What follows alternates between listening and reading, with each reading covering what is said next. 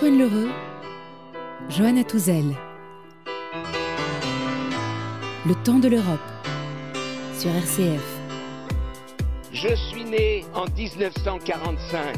Imaginez, je commence à parler et je dis à mes parents, dans 50 ans, il n'y aura plus de frontières entre la France et l'Allemagne. Mes parents auraient dit, il parle trop tôt et il dit n'importe quoi. Voilà l'histoire européenne.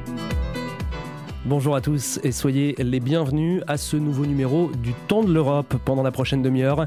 Comme d'habitude avec Johanna Touzel, nous allons replonger dans le passé pour décrypter l'actualité européenne. Aujourd'hui, nous parlons économie, plus précisément du plan Juncker. Le Temps de l'Europe, l'Europe d'hier et d'aujourd'hui sur RCF. Bonjour Johanna. Bonjour Antoine. Notre invité aujourd'hui, c'est Pierre Defraigne. Oui, Pierre Defraigne, bonjour. Bonjour. Alors, vous êtes économiste, vous avez étudié les sciences politiques, puis l'économie pure à Liège. Vous êtes devenu haut fonctionnaire européen, vous avez notamment été directeur général adjoint à la DG Commerce de la Commission européenne. Et puis en 2005, vous établissez la branche bruxelloise de l'Institut français des relations internationales, avant de prendre la tête de la fondation Madariaga Collège d'Europe. Et on dit que c'est un think tank qui se donne pour mission de développer une pensée critique sur l'Europe et de cultiver, je cite, la biodiversité de la pensée. Alors Pierre Defraigne, vous allez nous aider justement à décortiquer le thème d'aujourd'hui qui est le plan Juncker. Ce plan présenté fin novembre va être soumis à l'approbation des chefs d'État et de gouvernement de l'Union la semaine prochaine à l'occasion du Conseil européen. L'idée du président de la Commission, Jean-Claude Juncker, c'est d'injecter 315 milliards d'euros d'investissement dans l'économie européenne au cours des 3 prochaines années. Ainsi, il espère sortir l'Europe de la torpeur dans laquelle elle est plongée depuis la crise. Mais ce plan est-il aussi ambitieux que Jean-Claude Juncker l'affirme? Comment est-il financé? Qui va en profiter? Enfin, comporte-t-il une dimension sociale? C'est ce que nous allons tenter de déterminer dans cette émission. Mais avant, c'est la particularité du Temps de l'Europe. Offrons-nous une parenthèse dans le passé. Replongeons dans les années 30 aux États-Unis. Le Temps de l'Europe, sur RCF. In 1932, as dole queues lengthened across America, it was the time of the Great Depression. Au début des années 30, les États-Unis peinent à sortir de la terrible crise dans laquelle ils sont plongés depuis le 24 octobre 1929. Mais moins de 4 ans après ce fameux jeudi noir, le 4 mars 1933, le président nouvellement élu, Franklin Roosevelt, prononce son discours d'investiture, Johanna. Et dans ce discours très énergique, il dénonce le rôle nuisible des marchands du temple et les ravages causés par une génération d'égoïstes mus uniquement par l'attrait du profit et qui ont plongé les États-Unis et le monde entier dans la crise après le krach boursier, le fameux jeudi noir. Et il présente un plan. Alors quel est ce plan de Roosevelt? Eh bien ce plan, c'est le New Deal, la nouvelle donne pour relancer l'économie et remettre l'Amérique à flot. De mars à juin 1933, les 100 premiers jours de Roosevelt font avancer les réformes à marche forcée. Restructuration du système bancaire, lutte contre la spéculation bancaire. Le gouvernement réalisa aussi d'importants investissements et permit l'accès à des ressources financières au travers de diverses agences gouvernementales. On peut en citer une, c'est la Works Progress Administration qui a permis la construction, entre autres, de 1500 km de pistes d'atterrissage, 1 million de kilomètres d'autoroutes, 124 000 ponts, bref, des grandes réalisations. Au final, les résultats économiques furent mitigés, mais la situation s'améliora. Alors Pierre Defraigne, les médias anglo-saxons utilisent ce terme de New Deal pour parler du plan Juncker, mais ce plan Juncker est-il le nouveau New Deal ? Démystifions un peu le New Deal d'abord. Vous avez dit qu'il a eu des résultats mitigés. Il a un mérite extrême, c'est de mobiliser un pays, mais il a des limites. C'est que du moment qu'on arrête d'injecter de l'argent, l'économie revient à un niveau insuffisant pour assurer le plein emploi. Donc l'Amérique est à nouveau en crise à la fin des années 30. Et qu'est-ce qui va finalement sauver l'économie américaine? C'est le réarmement. Donc, en fait, l'Amérique va être entraînée du fait de la situation en Europe à compléter, je veux dire, enrichir, si l'on peut utiliser un mot aussi inapproprié, le New Deal par des investissements massifs en armement qui, eux, vont assurer le plein emploi. Et je pense que si nous ne racontons qu'une partie du New Deal, nous ne pouvons pas prendre la mesure de la gravité de la crise avec laquelle l'Europe est confrontée. Parce qu'en effet, l'histoire peut se reproduire, même si elle ne se répète jamais de la même façon. Donc pour vous, la relance, ce n'est pas forcément la réponse à une situation de crise économique. On compare souvent la crise de 2008 à cette crise de 29. Pour vous, la relance maintenant avec Juncker, ce n'est pas forcément la solution idéale ? Je pense que tout élément de dépenses publiques bien ciblé sur des investissements qui augmentent la productivité d'un pays est bon à prendre. Mais prenons la mesure de la crise dans laquelle nous sommes. C'est une crise qui a des origines très profondes. Bien sûr, il y a eu tous ces abus des marchands du temple, c'est-à-dire l'hyperfinanciarisation des économies qui a abouti à la crise de 2008 et puis à son aggravation en 2010 avec le cas particulier de la Grèce et d'autres pays périphériques.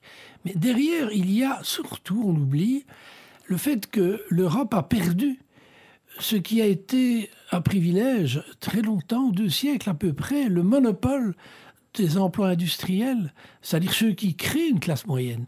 Nous avons perdu les prix bas de l'énergie, des matières premières, de la nourriture importée, sur lesquels nous avons construit notre modèle social.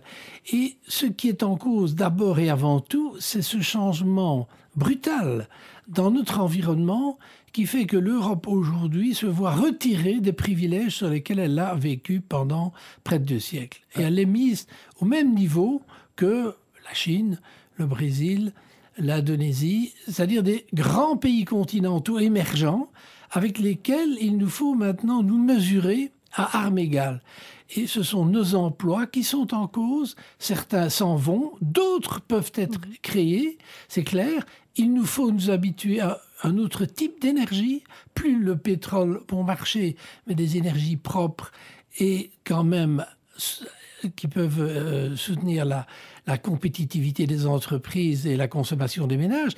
C'est une révolution profonde qui est le contexte de la crise financière, qu'on ne peut pas dissocier les deux. Et l'ampleur des changements à faire en Europe aujourd'hui est littéralement phénoménale. Alors, on va revenir justement au plan Juncker. Il a été présenté le 26 novembre dernier devant le Parlement européen. Écoutez ce court extrait. Today, Europe is turning a page. Today, we are adding the third point of a virtuous circle, an ambitious yet realistic investment plan for Europe. Voilà un plan ambitieux et réaliste d'après Jean-Claude Juncker. Autre réaction, un plan insuffisant d'après le ministre de l'économie français Emmanuel Macron, ce qui traduit globalement ce que pensent les responsables français. En Belgique, Paul Magnette, le ministre-président wallon, évoque un démarrage modeste. Pierre Defraigne, avant de rentrer dans le détail de ce plan, si vous deviez en quelques mots nous décrire ce qu'il vous inspire. C'est un plan qui va signifier une augmentation de PIB de 0,8% pendant 3 ans. Ce n'est pas peu de choses par le temps qui court. Encore faut-il être sûr qu'il s'agit d'investissements qui s'ajoutent et qui se font là où ils ne se seraient pas faits sans le plan Juncker. Toute l'ambiguïté du plan Juncker est là. Nous ne savons pas, à l'heure qu'il est, comment il va être financé. Est-ce qu'il va être financé par des dépenses nouvelles ou par une réallocation de ressources existantes? Nous ne savons pas s'il va mobiliser des crédits privés nouveaux accordés par les banques pour des projets tout à fait intéressants, porteurs, ou si simplement les banques, dans leur portefeuille de prêts, vont réallouer ça à leurs clients habituels. Et cette difficulté est inhérente à l'appréciation de la portée réelle du plan Juncker. Il est modeste et nous ne savons pas si c'est de l'argent frais et si c'est pour des projets nouveaux. Donc le plan manque de clarté, pour résumer votre pensée. On va essayer quand même de rentrer dans le détail de ce plan maintenant, Johanna. Pour cela, quelques chiffres clés. Voilà, alors en quelques chiffres, l'enveloppe globale, c'est 315 milliards d'euros. Mais ça, c'est l'enveloppe globale. Concrètement, il y a 21 milliards d'euros qui sont prévus pour ce plan. Ces 21 milliards d'euros ont été récupérés pour 16 milliards sur des fonds européens existants et 5 milliards par la Banque européenne d'investissement. Et donc ces 21 milliards vont servir de garantie via un fonds ad hoc. Ce sera le Fonds européen pour les investissements stratégiques. Et ce fonds sera alimenté par des investisseurs essentiellement privés. Donc si un projet échoue, cet argent public épongera les premières pertes. On parle en fait d'un effet levier de 1 pour 15. Et en gros, là je cite le document de la Commission européenne, 1 euro de protection contre le risque mobilisé par le fonds peut par conséquent générer en moyenne 15 euros d'investissement dans l'économie réelle, qui n'aurait pas eu lieu sans cela. Donc il parle d'un effet multiplicateur de 1 pour 15. Est-ce que vous trouvez que c'est réaliste ça, Pierre Defraigne ? Franchement, c'est la limite supérieure de la fourchette, n'est-ce pas ? On voudrait le croire. Et sur papier, c'est possible. Tout dépend de la qualité du véhicule financier qu'on va construire et qui doit être extraordinairement complexe et surtout du return qu'on peut espérer compte tenu de l'usage qu'on va faire de ces fonds. Est-ce qu'on va le mettre dans l'énergie, dans le digital, dans des technologies ou des modes de transmission nouveaux ? Tout va tenir à cette combinaison. Est-ce que c'est vraisemblable ? On peut faire le pari que oui. Je veux dire, le pari de l'optimisme est toujours en définitive le bon. Mais ne soyons pas dupes. Nous avons ici un moment intéressant d'une tentative de reprise de l'Europe. Mais ce qui fera le sens de ces 300 milliards, c'est moins leur somme et toutes ces caractéristiques techniques que je viens de dire, que leur point d'application sur des changements structurels. L'Europe a besoin de diversifier son énergie, de la rendre plus verte, plus efficiente, autant que possible pas trop chère. Est-ce que nous avons le marché unique de l'énergie, les politiques communes d'accompagnement, la capacité de négocier vis-à-vis des tiers pour réaliser cette ambition ? Et c'est là que les sommes qui viendront du plan Juncker peuvent en effet servir de catalyseur, mais à la condition qu'elles soient un élément d'un ensemble. S'il n'y a pas un gros effort politique d'intégration, dans le domaine de l'énergie, par exemple, les investissements énergétiques seront perdus. Alors sur la mise de départ, les 21 milliards d'euros de garantie, insuffisants, je le disais d'après Emmanuel Macron, le ministre de l'économie français, pour avoir un vrai effet macroéconomique. Lui, il aurait souhaité 60 à 80 milliards d'argent frais. François Hollande, le président de la République, disait il va falloir encore amplifier les ressources. D'après vous, ces 21 milliards, c'est suffisant comme mise de départ, entre guillemets ? Mais dans les limites de... Écoutez, M. Juncker ne peut pas se mettre à imprimer lui-même des euros. Donc il fait comme il peut. Il fait comme il peut avec ce qu'il a. Il y a un effet d'annonce, il n'y a pas de doute. Mais je répète, si cet argent crée un sentiment politique d'urgence chez les chefs d'État et de gouvernement pour enfin passer ces obstacles à l'intégration réelle des marchés, il sera utile et sa portée sociale, je dirais au sens très large du terme, sera considérable. Alors la portée sociale de ce plan, on va y revenir dans un instant.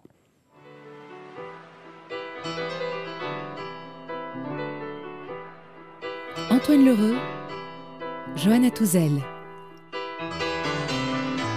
Le temps de l'Europe sur RCF. Et nous recevons Pierre Defraigne, économiste et directeur exécutif de la Fondation Madariaga Collège d'Europe. On parle donc de ce plan Juncker sur la répartition. Un quart des investissements de ce plan devrait revenir aux PME, les petites et moyennes entreprises, et aux entreprises à moyenne capitalisation. Il faut savoir qu'il y en a à peu près 20 millions en Europe de PME. Très concrètement, si on se mettait à la place d'un jeune chef d'entreprise qui souhaiterait faire des investissements et profiter de ce plan à partir de juin prochain, est-ce qu'il peut le faire ? Que va-t-il faire ? Il s'adressera à sa banque. Et sa banque se fera refinancer vraisemblablement par la Banque européenne d'investissement.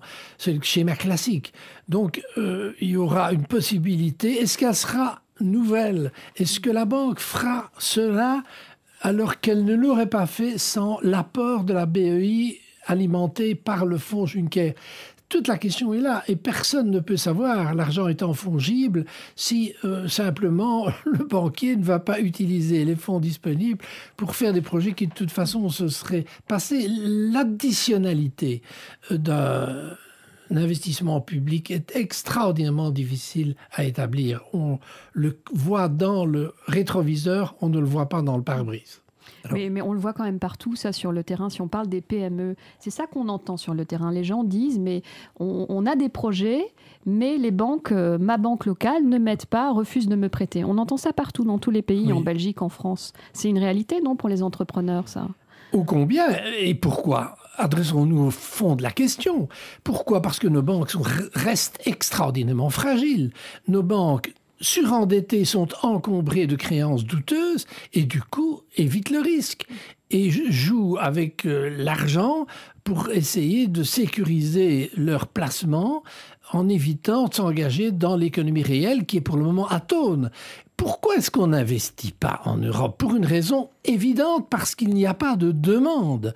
Le problème de l'Europe n'est pas seulement, comme on le dit trop facilement, un problème d'offre, de compétitivité. C'est un problème d'une demande atone. Pourquoi la demande est-elle atone en Europe? Mais à cause de l'énorme endettement public et privé qui inhibe l'investissement.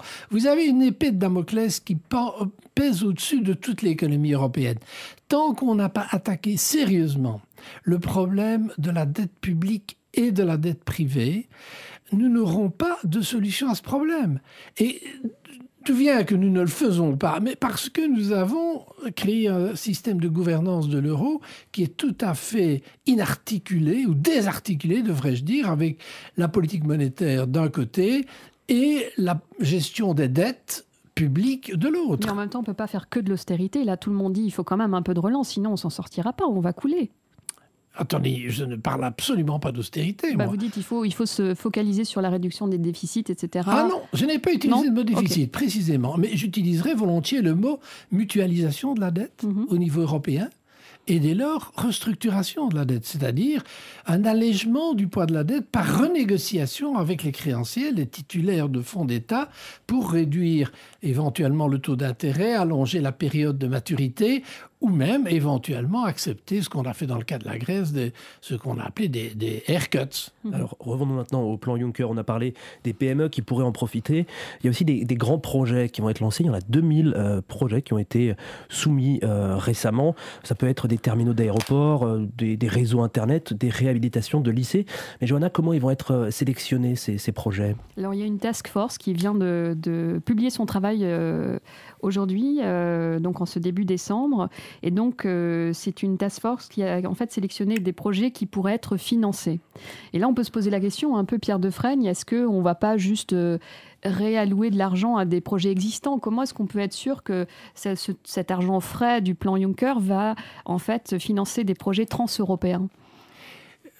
À mon avis, c'est l'axe central qui rejoint ma préoccupation de tout à l'heure de faire en même temps des progrès dans l'énergie, dans le digital, c'est-à-dire des progrès qui vont faire que l'Europe sera à la fois plus intégrée et plus dynamique pour l'avenir. Ce sont ces grands projets. Eux, peuvent faire la différence. Le fait qu'ils existent déjà, plus ou moins sur papier, parce que s'ils n'existent pas sur papier, honnêtement, on mettra 3, 4, 5, 6 ans à les élaborer et à les mettre en œuvre. Donc, tant mieux s'ils existent sur papier. Si on peut, grâce à ces travaux existants, les mobiliser, il y a une différence entre des projets qui jusqu'ici étaient dans les esprits et qui tout d'un coup vont se traduire en chantier sur le terrain. Moi, je pense que là, il y a une avancée possible, mais je répète, si ça ne s'accompagne pas d'un changement de structure et d'institution, cet argent va finalement avoir peu d'impact sur la croissance à long terme de l'Europe. Voilà, puis il y a aussi un troisième volet à ce plan Juncker, c'est la simplification réglementaire. Et donc ça va un peu de pair avec cette relance. Donc le plan Juncker prévoit une réglementation simplifiée de meilleure qualité, plus prévisible à tous les niveaux. Et en fait, il s'agit de réduire les charges administratives superflues et d'améliorer les conditions d'activité des entreprises. Donc ça, il faut peut-être le préciser. Passons maintenant à l'aspect social de ce plan. Est-ce qu'il y en a? Est-ce qu'il y a une dimension sociale? Philippe Lamberts, le chef de file des eurodéputés Verts ALE disait « L'investissement, c'est ce qui sert à la cause de la dignité de la vie humaine ». Il citait là le pape François qui avait prononcé son discours le 25 novembre devant les eurodéputés. Est-ce qu'il y a une dimension sociale dans ce plan Juncker ?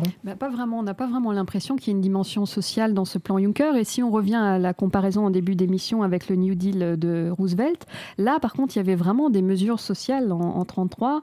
Roosevelt a lancé une caisse pour les chômeurs les plus nécessiteux. Il a même lancé un corps civil de protection de l'environnement et qui a permis, par exemple, en menant des travaux de reboisement, de lutte contre l'érosion, l'embauche de milliers de jeunes chômeurs dans tout le pays. Donc ça, c'est une mesure, par exemple, qu'on aurait pu envisager qui n'existe pas. Et je ne sais pas si vous avez entendu parler de Pierre Defraigne, de cette proposition du think tank Confrontation Europe, qui s'appelle une contribution pour une stratégie européenne d'investissement. Et dans ce document, Philippe Herzog, son président, formule une quarantaine de propositions. Et parmi elles, il a des propositions sociales. Il dit, par exemple, il faudrait promouvoir la formation et la reconnaissance des compétences au niveau européen. Est-ce que ça manque pas un peu dans le plan Juncker, cet aspect-là ? Franchement, revenons à la subsidiarité aussi. Il ne faut pas que l'Europe s'occupe de tout.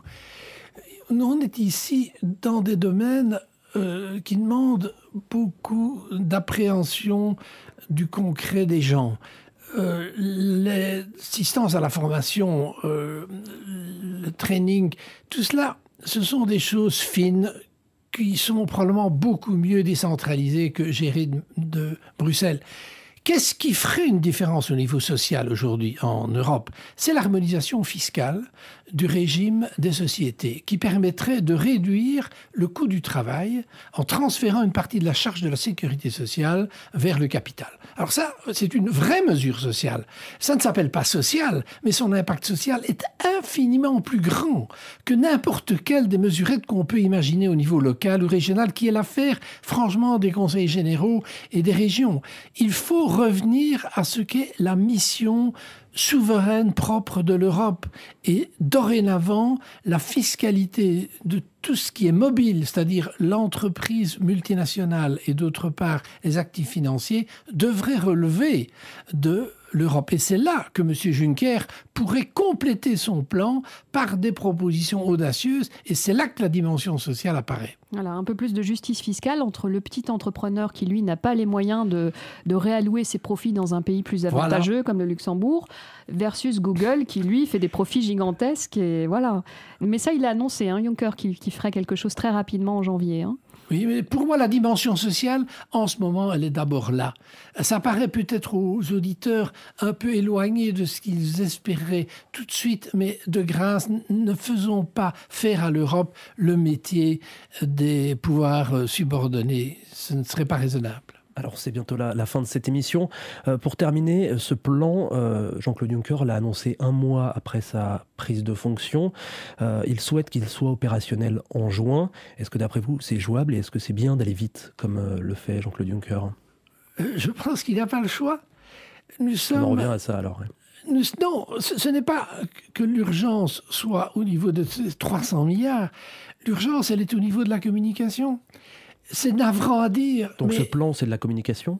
Mais je n'ai pas dit ça. Je dis que nous sommes dans un temps où le politique doit montrer l'action et on voit après si ça a été bien ou pas bien. Mais de se dire, je prends le temps de réfléchir, de débattre, d'organiser, on ne le donne plus au politique. Le politique n'a plus la possibilité de penser le long terme et d'agir sur le long terme. Et l'Europe réintroduit la possibilité du long terme. Et je crois que si Juncker est vraiment un rénovateur, ce que j'espère qu'il est, il doit renverser cette dérive terrible de l'Europe, de parer au plus pressé et d'ignorer l'essentiel. L'essentiel, c'est sur le long terme, c'est la transformation de ce continent, à la fois comme modèle économique et comme puissance dans le monde. Et c'est ainsi qu'on referme ce numéro du Temps de l'Europe, émission réalisée en partenariat avec le Parlement européen. Pierre Defraigne, merci beaucoup d'avoir participé à cette émission. Merci. Johanna, merci. Merci Antoine. À bientôt. On se retrouve dans 15 jours pour un nouveau numéro du Temps de l'Europe. À très bientôt.